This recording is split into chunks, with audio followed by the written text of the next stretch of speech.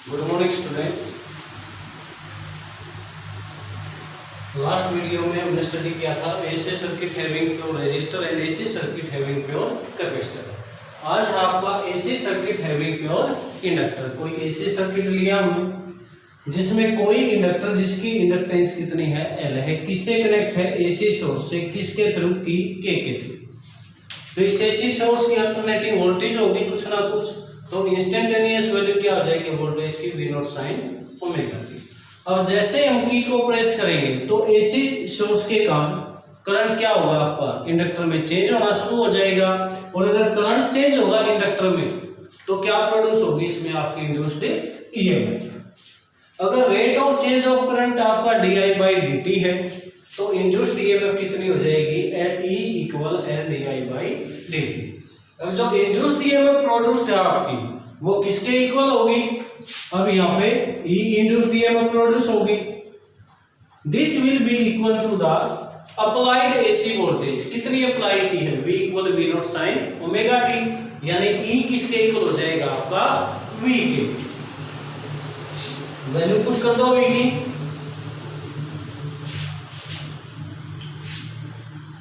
Sorry E कितना है आपका L D I by D T, और V कितना है आपका V not sine omega T.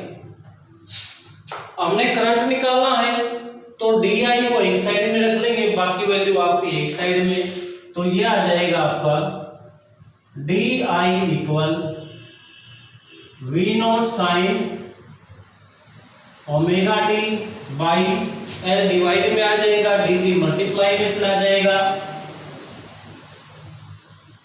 ये इक्वेशन थर्ड हो गया। ये तो स्मॉल करंट है आपका, स्मॉल टाइम dt के लिए हम टोटल वैल्यू ऑफ करंट निकालेंगे मैक्सिमम, तो उसके लिए हम क्या करेंगे, इंटीग्रेशन टिंग both sides of equation third. We have D I हो जाएगा ये, अब कई साइड में डी आई का इंटीग्रेशन, यहाँ पे इंटीग्रेशन हो गया आपका V not by L sine omega T D T. D I integration आपका टोटल करंट आई, यहां से V not by L bar आ जाएगा, अंदर बचा आपका integration sine omega T D T. अब साइन ओमेगा टी का इंटीग्रेशन क्या होता है आपका, साइन ओमेगा टी का इंटीग्रेशन होगा आपका माइनस कोस ओमेगा टी, और एंगल आपका टाइम का फंक्शन है तो टी के साथ जो मल्टीप्लाई है उसको डिवाइड में लिखेंगे, डिफरेंशिएशन होता तो प्लस आ जाता और ओमेगा को मल्टीप्लाई में लिखा था हमने। तो I equal V not by L into minus cos omega T by omega, side में लिख देंगे because sine omega T D T equal minus cos omega T by omega. यह आ गया आपका I equal minus V not by omega L, ये आपका कोस omega, बल्कि इसको आप अंदर ही रख दो, यहाँ V not by omega L, अंदर बचा आपका minus cos omega.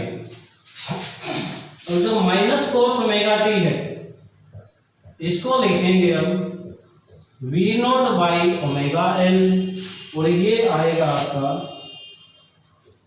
Sign omega T minus pi by two. अगर प्लस था लास्ट केस में तो हमने लिखा था omega T plus pi by two, minus cos omega T है तो क्या लिखेंगे, sine omega T minus pi by two, side में लिख दो, because minus cos theta equal sine 90 minus theta, इसके इक्वल हो जाएगा ये आपका sign 90 minus theta, sorry sine theta minus 90, theta minus 90 या फिर पाई बाई 2। ओमेगा एल को हमने लिख लिया, लिख लो, ये इक्वेशन आ गई आपकी 4। फिर putting omega L equal to X L, क्या कहेंगे इसे हम, इंडक्टिव रिएक्टेंस। इंडक्टिव रिएक्टेंस ये होगी आपकी opposition offered in the flow of current.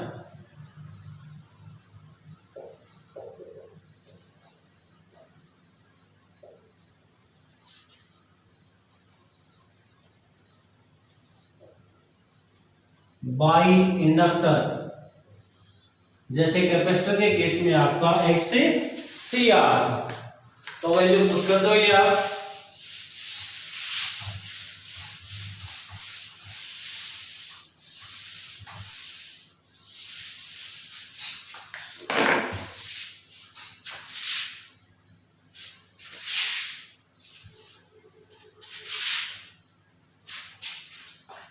Now equation 4 becomes,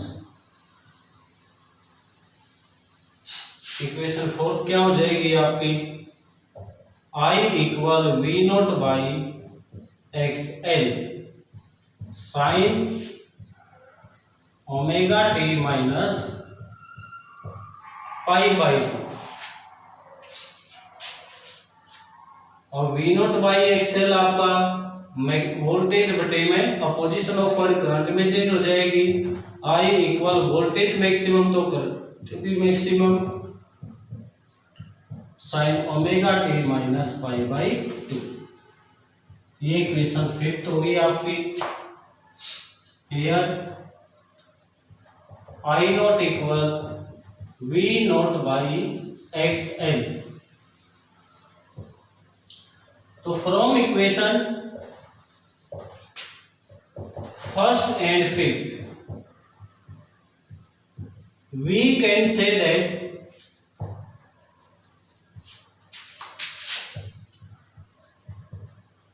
voltage is leading the current, voltage is leading the current by phase pi by 2, और V and I have a phase difference of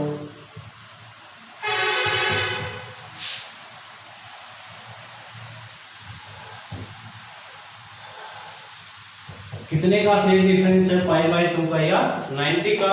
capacitor में भी इतना ही था, लेकिन capacitor में आपकी voltage पीछे थी करंट से पाई बाई 2, या वोल्टेज आगे है पाई बाई 2 फेज से, यानी करंट पीछे होगा यहाँ। अब इनका आपका magnitude variation diagram and phase diagram.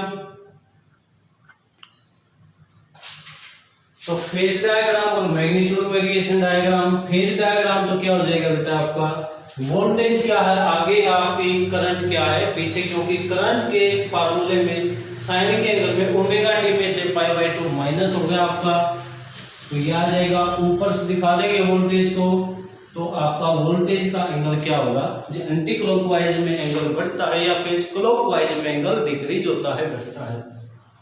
फिर मैग्नीट्यूड वेरिएशन, वोल्टेज में तो क्या है साइन आ है, तो साइन का ग्राफ हो जाएगा। करंट में आपकी ये वैल्यू आई है, तो करंट में क्या होगा, अगर हम जीरो टाइम ले लें तो जीरो टाइम पे ओमेगा टी ये जीरो वैल्यू होगी, क्या है आपका साइन माइनस पाई बाई 2, और साइन माइनस पाई बाई 2 आपका माइनस बार आ जाएगा, माइनस साइन पाई बाई 2, और साइन पाई बाई 2 होता है आपका 1 के इक्वल। यानी अगर टाइम जीरो है तो साइन की वैल्यू क्या आएगी, माइनस 1 आपकी, यानी बिलो द एक्सिस मैक्सिमम से स्टार्ट हो जाएगा। और ये ग्राफ आएगा आपका इस तरह से, ये हो जाएगा।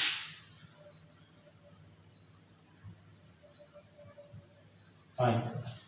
तो ये थे हमने तीनों केस स्टडी की एसी सर्किट के बारे में, जब प्योर रेजिस्टर था, प्योर कैपेसिटर और प्योर इंडक्टर। अगर प्योर कैपेसिटर है, सॉरी प्योर रेजिस्टर है,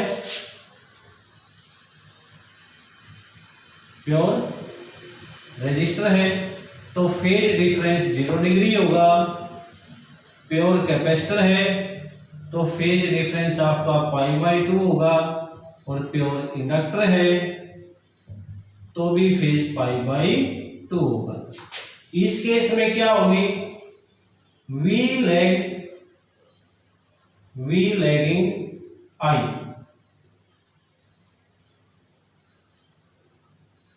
वोल्टेज करंट के पीछे होगी π/2 में। इंडक्टर होगा तो V leading I, voltage current से I होगी π/2 फेज में।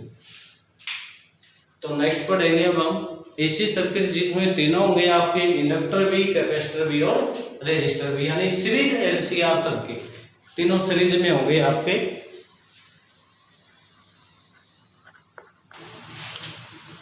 तो नेक्स्ट है बेटा आपका जो कैपेसिटर है वो एसी को तो अपने में से पास होने देगा, लेकिन डीसी को क्या करेगा, ब्लॉक कर लेगा, पास नहीं होने देगा। तो इसमें हम पहले फार्मूला लिखते हैं कैपेसिटिव रिएक्टेंस। इसका कैपेसिटिव रिएक्टेंस क्या होती है आपकी 1/ωc, ओमेगा को रख देंगे हम 2πν। अब यहां से देखो जो कैपेसिटिव रिएक्टेंस आपकी इनवर्सली प्रोपोर्शनल टू फ्रीक्वेंसी, यानी जिसके लिए फ्रीक्वेंसी ज्यादा कैपेसिटिव रिएक्टेंस कम होगी, रिएक्टेंस कम होगी तो आसानी से फ्लो कर जाएगी वो चीज, अगर रुकावट कम होगी तो। और जिसके लिए फ्रीक्वेंसी कम उसके लिए कैपेसिटिव रिएक्टेंस ज्यादा, रिएक्टेंस ज्यादा तो रुकावट ज्यादा होगी, और ज्यादा रुकावट होगी तो क्या करेगी, उस चीज को कैपेसिटर रोक लेगा, पास नहीं होने देगा अपने में से। अब एसी के लिए क्या है, फ्रीक्वेंसी की कुछ वैल्यू है, जैसे इंडिया के अंदर 50 हर्ट्ज है और ज्यादा वैल्यू है ये, फ्रीक्वेंसी ज्यादा तो कैपेसिटिव रिएक्टेंस डिक्रीज होगी, कैपेसिटिव रिएक्टेंस कम होगी तो अपोजिशन ऑफर्ड घट जाएगी एसी के लिए, तो एसी क्या होगा, आसानी से पास हो जाएगा कैपेसिटर में से। सेकेंड है फिर आपका डीसी। डीसी के लिए फ्रीक्वेंसी कितनी है, 0 है, फ्रीक्वेंसी 0 तो कैपेसिटिव रिएक्टेंस क्या हो जाएगी, इनफाइनाइट।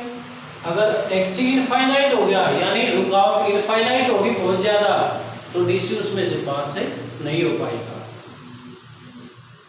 फिर है आपका Y, inductor allow DC to pass through it but block AC. Inductor उल्टा काम करेगा, कैपेसिटर एसी को पास होने देगा, इंडक्टर एसी को ब्लॉक कर लेगा। कैपेसिटर डीसी को ब्लॉक कर रहा था, ये डीसी को पास होने देगा इंडक्टर, वही पैटर्न। फिर आपका इंडक्टिव रिएक्टेंस का फार्मूला लिखो, ओमेगा एल यानी 2πν। अब डीसी के लिए फ्रीक्वेंसी 0, फ्रीक्वेंसी 0 होगी तो इंडक्टिव रिएक्टेंस क्या होगी, 0, यानी कोई रुकावट नहीं। अगर इंडक्टिव रिएक्टेंस 0 है तो अपोजिशन ऑफ फ्लूइड मिनिमम, या there is no opposition of fluid in the flow of DC, तो डीसी क्या हो जाएगा, इंडक्टर में से आसानी से पास हो जाएगा। फिर आपका एसी, एसी के लिए फ्रीक्वेंसी क्या आपकी ज्यादा है या कुछ वैल्यू है फ्रीक्वेंसी की, और फ्रीक्वेंसी अगर ज्यादा होगी तो इंडक्टिव रिएक्टेंस क्या आपकी डायरेक्टली प्रोपोर्शनल टू फ्रीक्वेंसी है, X L directly proportional to frequency. Frequency ज्यादा तो एक्सएल बढ़ेगा, एक्सएल बढ़ेगा तो अपोजिशन ऑफ रुकावट क्या होगी, ज्यादा होगी, और रुकावट ज्यादा होगी तो इसी क्या आपको इंडक्टर में से पास से नहीं हो पाएगा। तो बेटा आज के लिए इतना ही करते हैं। नेक्स्ट पढ़ेंगे हम सीरीज एलसीआर सर्किट, जिसमें तीनों होंगे, इंडक्टर भी, कैपेसिटर भी और रेजिस्टर भी सीरीज कॉम्बिनेशन में, तो वो स्टडी करेंगे हम। तो thank you, have a nice day. और बेटा अच्छी तरह समझ में आ रहा है, वीडियो अच्छी बन रही है तो लाइक करें, वीडियो को ज़्यादा से ज़्यादा शेयर करें और चैनल को सब्सक्राइब भी करें बेटा।